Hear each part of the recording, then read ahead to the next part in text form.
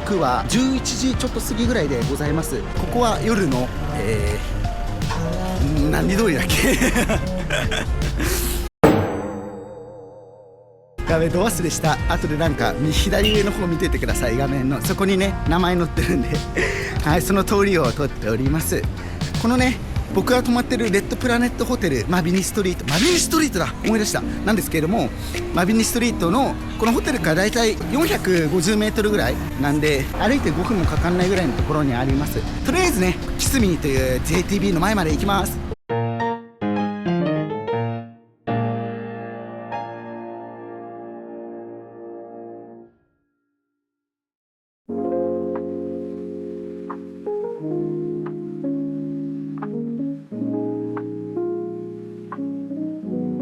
JTB の前まで到着いたしました。こちらお店でございます。キスミーというお店ですね。ここのお店はですね、K アミーゴさん、一昨日昨日か行ったところの系列店でございます。オーナーさんが同じなんですよね。さゆりっていうのがね、あっちの方にもあるんですけれども、その3店舗が系列店でございまして、ちょっとご紹介させていただこうかなと思っております。いらっしゃいませ。キスミーです。お客様です。はい、こちらですね。わあ、結構広々とした店内ですね。わ、広いな、広いな。わお。はい、じゃあちょっとショーアップが始まりますね。システムは後でお話ししようと思います。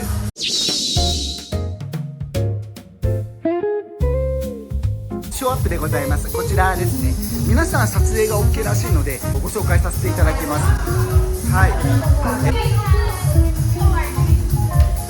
エンジェルたちでございます。普段はもっと女の子いるみたいで19人いるって言ってて、今はまだね半分ぐらいしかいないんですけど、その中にもね隠れた美女はいらっしゃるんじゃないかなというところですね。どうしようかな。ジャパニーズスピーク、日本語 OK？じゃあちょっとね、僕今日はね日本語でちょっと話したい気分なので、じゃああの子にしましょうか。ありがとうございます。とりあえず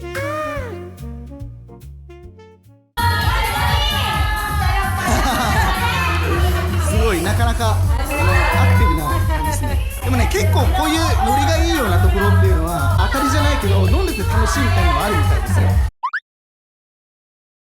はい、はじめまして。パツエネジャスミンです。ジャスミンちゃんでございます。よろしくお願いします。よろしくお願いします。すごい日本語めちゃくちゃうまいですね。そんなに。はい、How old are you？ 31歳です。あ、31歳。あれ？この年は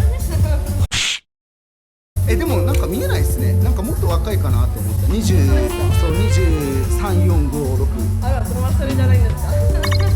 いやてかめちゃくちゃうまい日本語。なんか日本いました？日本に行ったことはあります。ある？あ、タレント？タレントでやってたんで。ああ、だからうまいんですね。3回目です。ああ、じゃあ6ヶ月で3回。一番最初は3ヶ月で、後から会津若松で行った時で、6ヶ月あとまた6ヶ月の契約になりました。日本はどうでした？良かったですか？良かったんです。すごく楽しかったんです。また行きたいけどタレントじゃないの方がいいな。なるほどね。じゃあ誰かと結婚でもしてじゃあちょっとプリーズマリミー。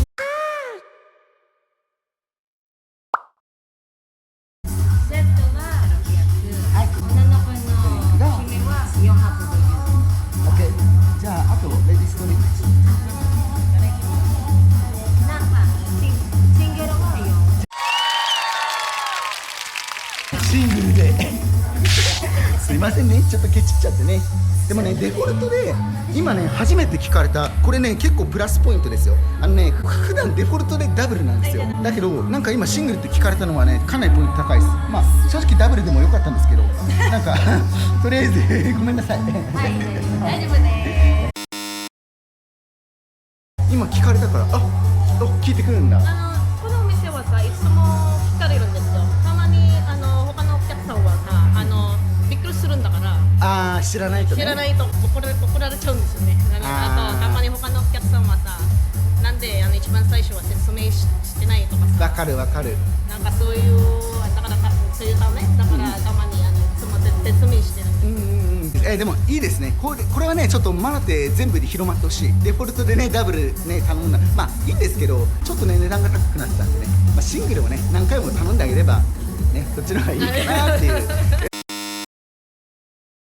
めちゃくちゃね会話がすごいできるから、今回来た旅で一番日本語できます、圧倒的に。嬉しいな。いやでもガチでねいいですね。では店内紹介の方をさせていただこうかなと思います。こちらをご覧ください。まず入るとですね、女の子が待機してるのと、左側ちょっと今暗くなってるんですけども、こちら VIP ルームがあります。ちょっとね暗いから勝手にあれな部分もあるんです。今ねお客さんがね入ってるんですね、あっち側。ちょっとね暗めのピンクな感じですごくいいですね。で奥は VIP ルームも1個あって、こちらですね、右側にカウンターがあって女の子の待機所があります。ちょっとねあんまり映すのはあれだかなと思うんですけど、こんな感じですね。至って普通ですね。店内自体は結構広くてですね、わりかし綺麗なんですよ。いいね、このミラーウォールとか素晴らしいです。このような店内です。ステージがここになってます。多分ここでカラオケとか歌うんですかね。こんな光景です。店内全然今お客さんいないですね。見てこれ、キスミーロゴ。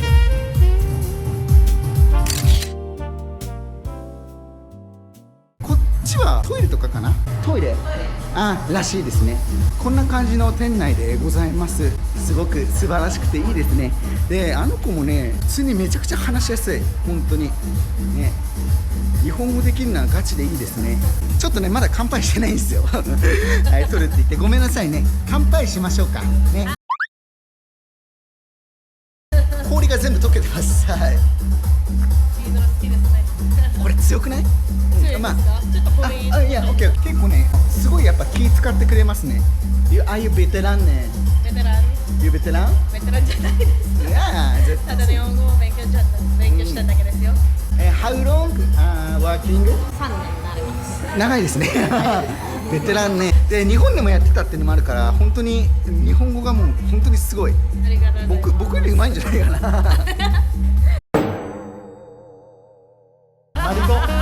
マリボ、パルパロ、パルパル、あとはソクソク。ソクソクと、大体なんかスケベだろうとかそれしか知らない。お店の女の子、女の子ばっかり教えてくれるんですよね。結構エッチですか？なんかエッチの言葉ばっかり教えてくれるんですよね。ジャスミンちゃんはエッチですか？エッチ、すごくマリボグです。ぜひね、たくさん飲ませて。テキーラ大好き？テキーラめっちゃ大好きです。ね、これは嘘です。テキーラ好きなやつは絶対いない。だって美味しくないじゃん。美味しくないけど、でも大体なんか慣れているかな。正直、じゃあ正直美味しい？正直な話美味しいです。違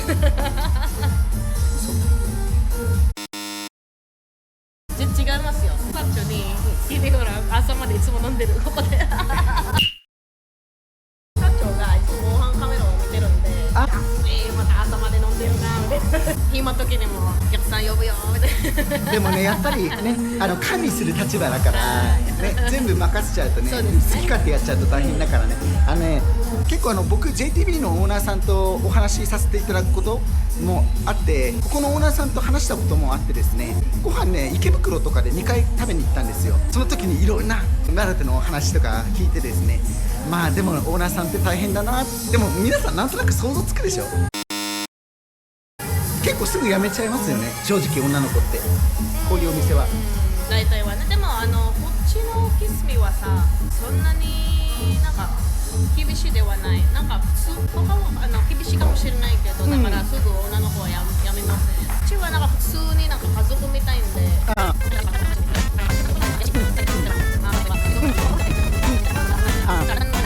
しっかり教育してくれてるってことみたいですね。結構ね JTB って2回目行った時いなくなっちゃう子なんてしょっちゅういるんで、その点ね安定してこう長く入れる子っていつ行ってもいるっていうのはいいですよね。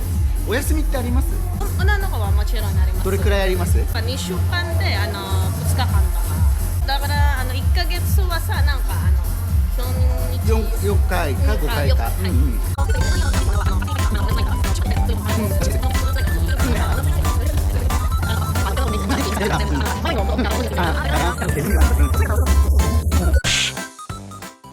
歩いてると見るだけ見るだけっタイプいてないって言ってるとかさ、なんかたまにもそういうこともありますよね。皆さんたまにやっぱりお店行ってタイプじゃないお店もあるじゃないですか、まあそれはしょうがないんですけど、口に出しちゃダメですよ。それは最低限の大人としてのマナーですからね。思ってても言っちゃダメですよ。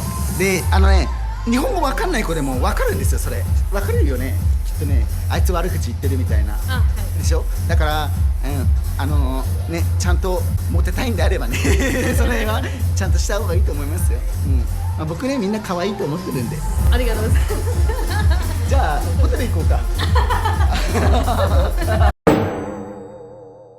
早すぎまだ入って多分話してんの 10分15分ぐらいしかねないぐらいの。でも僕ね正直JTB の子とかと一回もエッチなことしたことないんですよ。ないです。動画結構撮ってたりとかホテルに来てるのもあるんですけど、で一泊したのもあったけど全然エロくなかったんです。だから大丈夫かも。カモンおいでおいで。そうちょっとね暑いでしょ。うちホテルエアコンあるからさ行こうよ。大丈夫、シャワーもあるよ。と言いたいんですけど、僕ねもうこの後飛行機乗って帰るんでいや乗りよくていいですね。楽しいわ。正直フィリピン高いじゃん。高いですよね。最近はなんか何でもなくなったんですけど。正直ねフィリピンの物価、まあ、特に日本食だったら日本で食うより全然高いんですよ。すごい高いんですよ。高い。何でも高い。一番最初のとこになったのガソリンで。スーパー行くと何でも値段が高いんですよね。買い物すると多分ねびっくりするんですよ。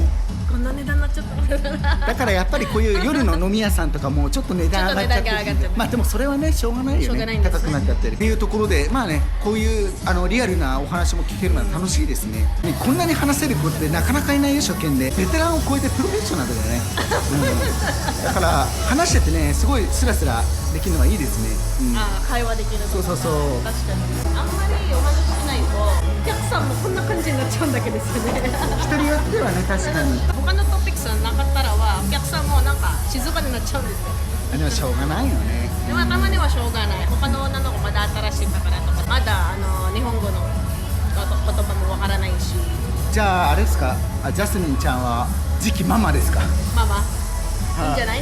ママ候補オーナーさんママにママにしてあげてくださママさんになってほしい。い。ママさんになって今度お客さん来るときにショーアップでいないでしょ。あれあれママなっちゃったじゃないですか。みたいなちょっと面白いかもしれないですねそれであれママジャスミンなのちょっとずっと疑問だったんですけども、ママってどうやってなるんですか。社長がお話しして、どうですか、もしよかったらママなんない？ママになりたいんですかとか。ってことはじゃあまずキャストで入って結構長年頑張ってちゃんと売り上げも作って、でちゃんと日本語も喋れて説明できるな、対応できるなってなったら、じゃあオーナーがママになるか、そうです。ジャスミンのオーナーになるかみたいなことになったら慣れるっていう。じゃあ結構大変なんですね、なるのって。ママになりたい。でもまだタレントにやりたいぐらいのなるほどね。なんかそういうためにこの女の子は気持ちがあるんで、タレントはたまにもっと楽しいことなってるんだから、ママはなんかその後にかなみたいな。でも実際ママの方がこれもいいでしょ、お金もでしょ。まあ僕ちょっと分かんないんですけど、多分ねだいぶキャストさんよりは高い。ただやっぱりしっかりしてる人じゃないとなれないから、遅刻なんか当然しないでしょうし、まあ日本で当たり前みたいなことをできる方がママになれるんじゃないかなっていう勝手な予想です。間違ってたら教えてください。なんか好きな YouTuber はいますか？なんだろうな、ニュースとか普通に見たりとか、もちろん世界情勢とかは政治、経済、毎日の全然面白くないこの会話ねフィリピンのことをもっと知りたいんだから、たまに YouTube に見るんですよね。そうどっか行きたいところ、行きたいところとか、ビビソリア行きたい、ビビソリア動画あったり、あんまり動画ないんだけど、でもね、ビビソリアだったらはさ、携帯はさ危ないですよ。スマホ外人とかなんか泥棒されるんですよ。ビビソリア本当ねスリとかそういうのが多いって聞くんですよ。でも走りバーみたいな。僕カメラでこう持ってやってたんですけど、あそこのね、ちょっと危ないかな。だから昼間昼間。でも夜は絶対ダメでしょ。夜はちょっとなんかダメかな。危ないんだからです。だってあそこマラテより危ないですよ。どっちも危ないかな。どっちもこの危ない。世界かな。場所によるからね。マラテもこのね、はいこのマビニとかは別にあんまり南とか北行かなければ。これより北行くとやばいでしょ。そうですよ。そうでしょ。だから多分キスミより北はあんまり行かない方がいいです。でも逆に言うとそこより南側は普通に歩いててもそんなに襲われることないから、聞いたことないんですよね。マビニ通りのこの大通りであります？ビリで例えばバーッと来られたりとかないでしょ。多分ない。ホールドアップとかないでしょ。ホールドアップは去年もあります。なんかニュースにあったんですよ、それは。でもそれでもね、違うとこでしょ。ちょっと横の通り、違うとこです。初心者はね迷いやすいと思うんですけど、この横の一本横の通りとか危ないんですよ。デルパイラでしょ。あとカジノもたまに危ない。カジノが危ない。それはカジノ出た時にそう分かってる。その人金持ってるから金持ってるとかあれも危ないんですらしいんです。結構ね僕のリスナーさんカジノ行ってる人多いからね気をつけてください。多分ね、頑張ろうしないから多分頑張ろうしないんですよ。しない本当楽しかったです。今日はありがとうございました。ぜひぜひ皆さんジャスミンちゃん隠れた美女も全然いると思うしね、まだ半分ぐらいしか見れてなかったからぜひ皆さんキスミン遊びに来ていただければなと思います。じゃあありがとうございました。ありがとうございます。キスミン KTV よろしくお願いします。ジャスミンと申します。ジャスミンです。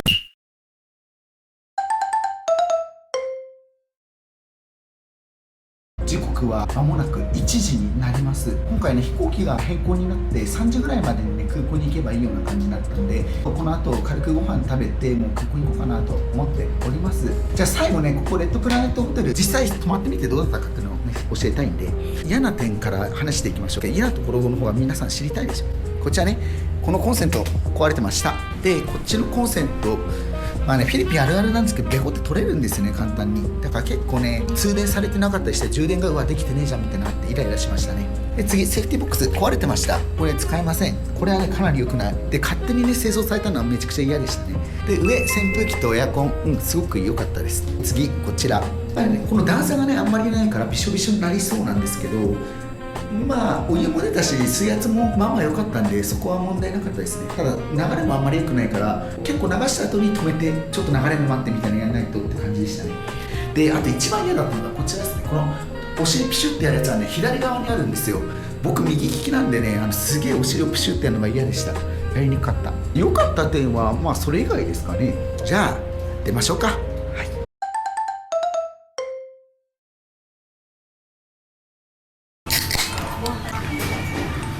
高い。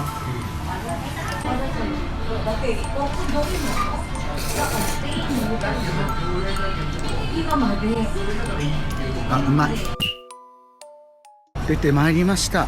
なんかマジで歩きたくないからさ、300メートルの距離なんだけどグラブ使おうかなとか思ったんですけど、でも300メートルだからなみたいな歩きましょう。この道ね大丈夫なんですけど、こっち側ねこのトートバッグの方はパクられてもいいんですよ。よくはないよ、よくはないけどリュックはね正直取られるとだいぶやばい。でスマホなくしたら積むんでねセキュリティバッグに入れてるという状況ですね。一番最初の動画でも言ったんですけど、荷物はねもう速攻でホテルに置いた方がいいですよみたいな話したじゃないですか。まして夜だともう深夜だからねあんまり嫌だっていうのはあるんですけど、この数百メートルは果てしなく遠く感じる。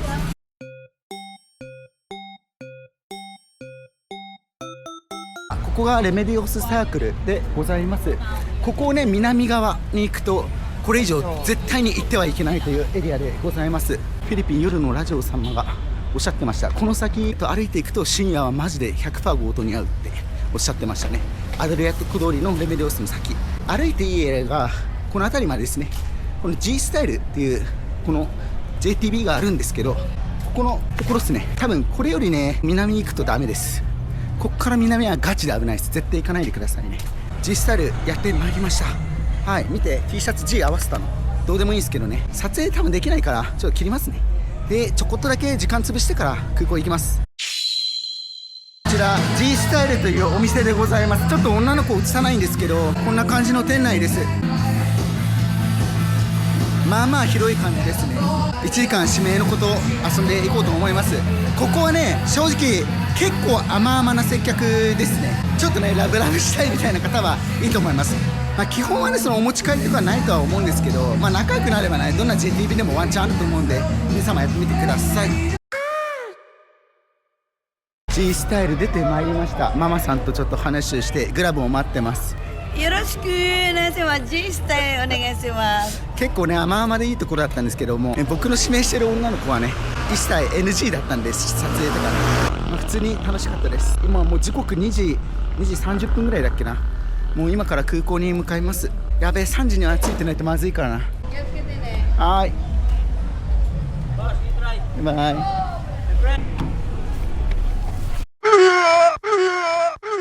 グラブ乗りました。デメリオスサークルを南下しております。ここねやばいんですよね。ここ噂のやばいところです。はい、見えるかな。でも全然人いないですね。ここでねヨルラジさんが20人ぐらいに囲まれて強盗にあったところですね。ここちょうどここのところでやばいね。でも全然人いない。あ、怖い。カメラ向けてるの怖いけど撮っちゃおう。これあっち側にいるな。見えるあれ。これは絶対来ちゃダメだわ。やべえぞあれ。一瞬しか撮れんかったけどここは絶対深夜来ちゃダメですよ。はい、いい動画が撮れたわ最後に、こんなところ子供2人で歩いてる。やばいでしょ。ここのエリアは来ちゃダメです。最後撮れるかな。ここのエリア暗いでしょ。絶対に歩いちゃいけない。しかも今ね2時半だからね多分一番やばい時間帯ですね。皆さん来ちゃダメですよここ。ありがとうございました。またぜひ来てください日本じゃあねバイバイ。あっちゃ降りました。これ中入るときねパスポートとか出さなきゃいけないんですよ。めんどくさいですよね。覗いてとりあえず中入りますか。暑いしね。空港入ってまいりました。疲れた。眠い。めちゃくちゃ疲れたわ。つかめっちゃ並んで。これ全部そうなの？違うか。あっちか。これ全部エアーじゃん。違うよね。じゃあちょっと重さ測ってまいります。終わりました。1回並んでさめっちゃ並んだんだけどバッグがさ手で持つやつだったじゃん。スーツケースじゃないとダメって言われて、でここに案内されました。ラッピングサービス。そうでここでラップでぐるぐる巻きにしてくれるサービスですね。はいクソです。はい控えめに言ってねあれね1回やるのに250ペソかかるんですよ。だから700円ぐらい。もうちょっといいバッグ普通に買えばよかったな。まあいいや。とりあえずちょっとねそれで並び直したんですよ。でも時間やばいからって言ってこっちに来いって言ってファストトラックの方に入れてもらって、今からイミグレーションです。じゃあ行ってまいります。チェックインの方終わりました。結構ギリギリになっちゃいましたね。並び直したからですかね。疲れて死にそうです。じゃあ締めは成田空港の方でさせていただきます。成田空港到着いたしました。疲れたなんか今回ねいつもより虚食がひどくてねちょっと今も若干吐きそうです。体調悪いですね。